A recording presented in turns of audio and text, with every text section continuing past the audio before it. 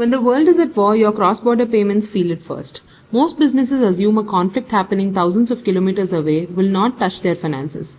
But if your business sends or receives money internationally, that assumption is wrong. Global conflicts move through the financial system before they ever make it to the news headlines you're reading. In this video, Femabide Advisorz breaks down exactly how global conflicts affect FEMA compliance, how they affect payment flows, what every Indian business with international exposure needs to do right now. How global conflicts affect cross-border payments. Let's start with what actually happens to a payment when conflict breaks out. First, SWIFT disconnections. Countries that get sanctioned during a conflict are disconnected from the SWIFT interbank network.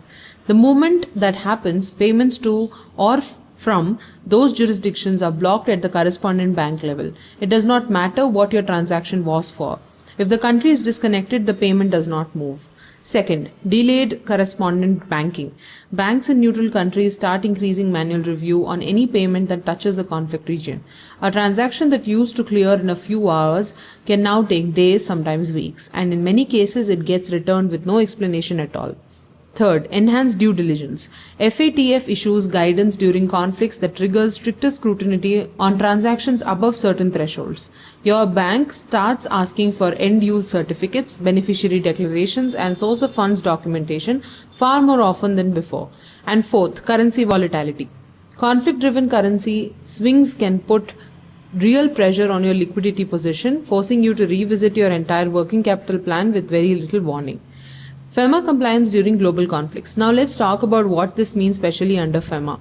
Point 1. Sanctions compliance is FEMA compliance. Under FEMA, transacting with a sanctioned entity or jurisdiction is a foreign exchange violation, even if it was unintentional. The Enforcement Directorate does not accept "we didn't know they were sanctioned" as a defense. Every new counterparty needs to be screened every time. Point 2. Your authorized dealer bank's instructions can change fast. RBI issues circulars rapidly during geopolitical events, restricting payments to certain countries, requiring extra documentation, or changing NASTRO reconciliation rules. And here's the part most businesses don't realize. Your AD bank may start implementing these restrictions internally before the circular is even made public. Point 3. Export realization timelines are affected if your export buyer is based in conflict-affected country and simply cannot pay you within the FEMA prescribed realization period. You need to proactively apply to your AD bank for an extension. Letting the deadline pass without applying for an extension is on its own a FEMA violation. Point 4. Advance payments for imports become high risk. If you paid an advance to a supplier in a conflict region and they cannot fulfill the order, you now have an obligation to either repatriate that advance payment or get RBI approval to write it off. Neither of those things happen automatically. You have to initiate it. Why your payment gets flagged or blocked. So what exactly triggers a block on your payment? Here are the 6 most common reasons. Beneficiary country. If the payment routes through a country on the OFAC, UN or EU sanctions list, it gets flagged, and this applies even if your actual counterparty is sitting in a completely different unrelated country. In intermediary bank, sometimes the block has nothing to do with you at all. A correspondent bank somewhere in the payment chain may have suspended its relationship with banks in the conflict region. Your payment simply stops mid-chain, often with no notification to you. Transaction purpose. Vague descriptions like consulting fees, service charges, or agent commission face much heavier scrutiny during conflicts. If the documentation behind that description is thin, it triggers an anti-money laundering hold. Amount threshold. Transactions above certain amounts going to high-risk jurisdictions trigger FINCEN or FATF requirements, specifically at the US correspondent bank stage, which adds delay regardless of where you and your counterparty are based. Dual-use goods. Exports of goods that could have a military application get pulled into export control screening, even if that same product was never restricted before the conflict began. And finally, new counterparty risk. If a new counterparty's ultimate beneficial owner or the ultimate consumer of the goods or services is located in a conflict region, that relationship goes through the extended review before anything moves. What every business must do right now, here is exactly what you need to do starting today. 1. Map your exposure.